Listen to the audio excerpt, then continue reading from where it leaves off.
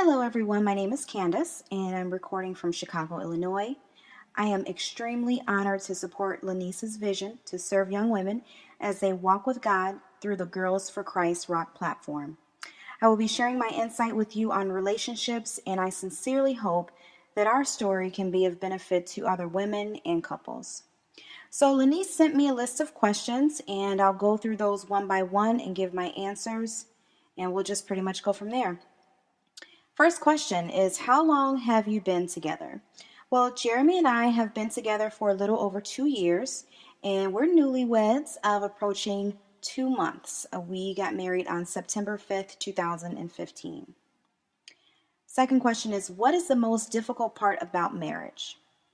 Well, the most difficult part about marriage for me is remembering that I no longer have to do everything on my own. Before Jeremy, I was always used to making my own way and not needing or seeking help.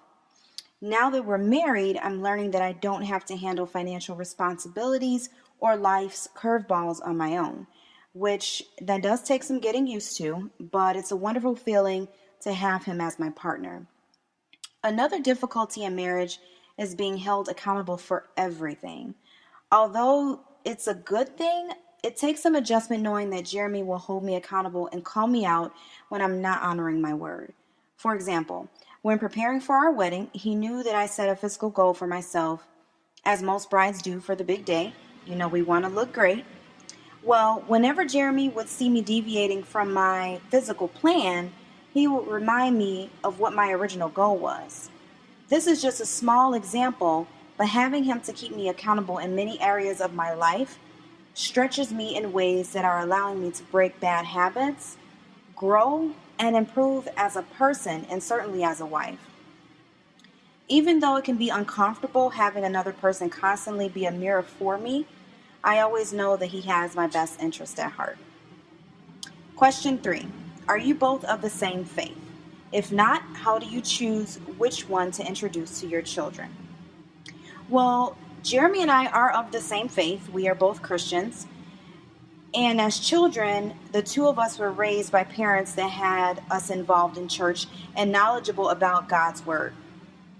We do plan to introduce Christianity to our future children through our own actions and also by leading by example, which I think is the most influential way to introduce any behavior, any religion, or anything positive to anyone, is by leading by example. Our family will be one that prays, studies, shares, and worships Christ together. The fourth question is, what do you think is the key to marriage? I believe that the key to marriage is keeping in mind that you are on the same team. Early in our relationship, Jeremy and I refer to ourselves as Team Green. Green, which is his last name. Which, of course, it started out as a way to show my support for him and our togetherness back when he played football. But throughout our relationship and now our marriage, Team Green serves as a reminder that no matter what, we're on the same team. And we'll always support each other in our endeavors and all the way through life, through everything. Being on the same team means that we'll exude behaviors that contribute to and benefit the team.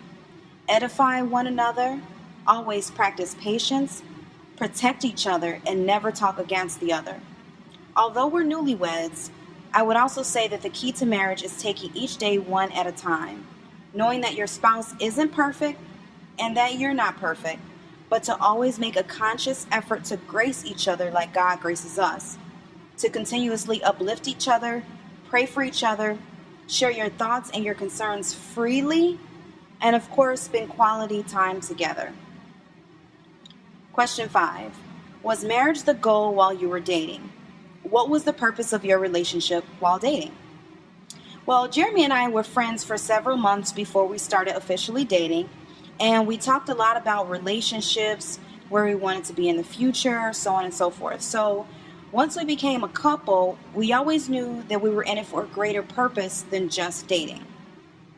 The day that Jeremy asked me to be his girlfriend, and I agreed, he reminded me that now it is we, and he placed a strong emphasis on the we. So from the very beginning, we had a sincere commitment to one another. Marriage became the goal after about maybe 9 months after we were a couple. And Jeremy basically brought up the topic of engagement rings and so on and so forth. And many discussions thereafter that 9-month mark, he proposed 5 months later. So he proposed a good 14 months into our relationship. The question number 6 reads, was God a priority before marriage? God was certainly a priority before marriage. Over the past few years, I've personally diligently worked towards building my relationship with God. And Jeremy had worked toward finding God-centered inspiration as well. When he and I first started hanging out, I was often in Bible study when he would attempt to call or text me, which I think is one of the main things that attracted him to me. We have also shared Bible verses, words of inspiration, encouragement, and discussed our faith throughout our friendship and our relationship prior to marriage. And of course, now once married, God is definitely in the center of our relationship and a focal point. Question number 7. How often do you guys take time to pray? Jeremy and I pray individually on a daily basis in some form or another. We also pray before our meals together, before and after we've traveled, and we pray together and after a major life change. For example, Jeremy and I prayed hand in hand as he spoke to God over us on the day that we moved into our new home as a married couple, which was extremely powerful. So yes, we certainly do take time to pray together. The next question is, do you still date your spouse? Well, of course, we've only been married about 2 months. So yeah, being married for not even 2 months, we are definitely still honeymooning. We still flirt daily in person, by text.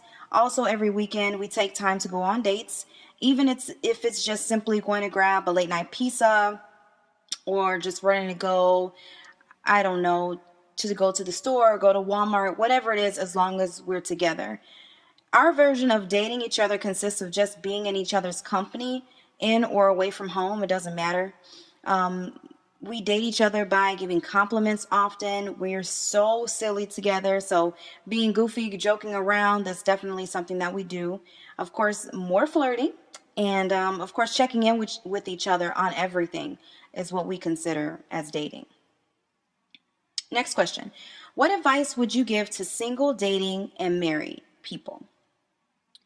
One of the most important pieces of advice that I can give to those that are single, dating, and married is to always work on yourself and your personal relationship with Christ. Throughout every season of your life, personal happiness and being Christ-centered will keep you grounded. If you are in tune with yourself and God, navigating through the single, dating, and married life will be less difficult. Sometimes we make it way more chaotic than it has to be. But if you're in tune with yourself, you're at peace with yourself, happy, and have God in the center, and you speak to Him, like I said, every phase of life will be less difficult. I suggest that singles set clear intentions and boundaries when thinking about dating, and while dating, put those intentions and boundaries into action. Communication is key in any human relationship, from working relationships, friendships, and certainly marriage.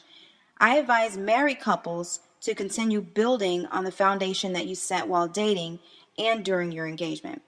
I believe that loving your spouse unconditionally and loving them as they are is certainly key to any marriage. Additionally, it's important to demonstrate respect and learn what way to encourage and ignite the fire in your spouse to continue reaching their full potential and purpose. I think that's extremely important. Sometimes people get married and they lose their individuality and they forget what their purpose is, and they get so caught up in just the marriage and they forget that they are one person that makes up of a unit, and they still have a purpose and a potential to fulfill. Another question, how do you manage conflict? Well, Jeremy and I have always been very keen on being open and upfront with each other, so we don't have very many situations that turn into a true conflict. However, there are times when we disagree, of course, but we manage our disagreements by always making an effort to hear each other's perspective with an open mind. Even if we have to step away from a disagreement to allow ourselves time to think and process what we've both brought to the table, we do so. Our goal is to find a solution that works best for us because remember, we are a team.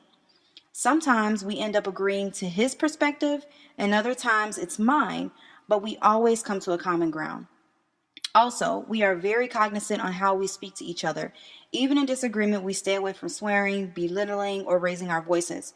We believe that the words used and the way you use them towards your spouse is truly like using them towards yourself, since you are one flesh. So if you wouldn't speak to yourself in a disrespectful way or allow anyone else to, you should have a respectful disposition with your spouse. This is the approach that we take. Also, we consider that once foul words, behavior, etc. begin, they become a pattern. So we try to handle disagreements as they arise and remain calm to keep upset feelings from festering. We never want to go to bed on, hurt feelings or being upset or a misunderstanding. I know everyone has heard that before, but it really is true. When things come up, just go ahead and handle them as they are in a very respectable and calm manner. That certainly works for us. Get to the bottom line and move on to something else, because really most things that you find yourself having a disagreement about, they're really not all that big of a deal anyway. And the things that are major deals, just talk about it. Your partners, you can get through it, and I'm sure you're with a smart individual anyway, so you guys can come to some pretty good solutions. And then, as I mentioned before, we always try to put forth a continuous effort to avoid creating any unhealthy patterns in our marriage, because we know once you begin to fall into those unhealthy patterns, they're extremely hard to break. Another question is, what are your strengths and weaknesses of your relationship? Well, my strengths are that I pray for my husband and our marriage, which I believe allows God to show me what works for our relationship. Every relationship is different. So I speak to God to find out what will work for us, how to maybe speak to Jeremy on a certain topic or situation, or how to break a wall down if he's being quiet. I feel that I get that from God. He gives me an intuition to know how to reach and speak to my husband and navigate through our relationship. So definitely a strength is that I pray for my husband and pray for our marriage. And also through prayer, I've learned how to inspire and encourage my husband in any situation. I always imagine and see the best for and in him, and I'm truly his biggest supporter. I'm ready to cheer him on at the drop of a hat. The biggest thing you hear in our household is go babe, get it babe, yeah babe, go babe. Like everything is go babe. And I think that that's definitely very important to let him know that I'm going to always find something to pump him up for, congratulate him for, or give him kudos about. Now, on the other hand, my weaknesses are that I'm still outgrowing the independent women's mindset, as I mentioned earlier. I oftentimes jump to handle situations on my own, as I've been conditioned to over the years, but I'm working on making better efforts to consult my husband, while keeping in mind that although I may have a solution or plan about a situation, as Jeremy's wife and partner, we should discuss and take on major situations as a unit. And it looks like that's all the questions. I really do hope that our story is of an inspiration or even a point of reference for others. I think it's a beautiful thing to have a platform to encourage love and God-centered relationships. And I am so glad to have had this opportunity to share for the October Relationship series. Although Jeremy and I are newlyweds, we've certainly gained a great wisdom through our relationship. So if you guys have any questions, advice, whatever it may be, feel free to email me at candaceandjeremy@gmail.com. That's spelled CandaceAndJeremy@gmail.com. Again, with any questions or if you guys want relationship advice. And also follow me on Instagram at Candyland with 3 underscores. Again, that's CandiLand and 3 underscores. Thanks, everyone, and God bless. Ciao.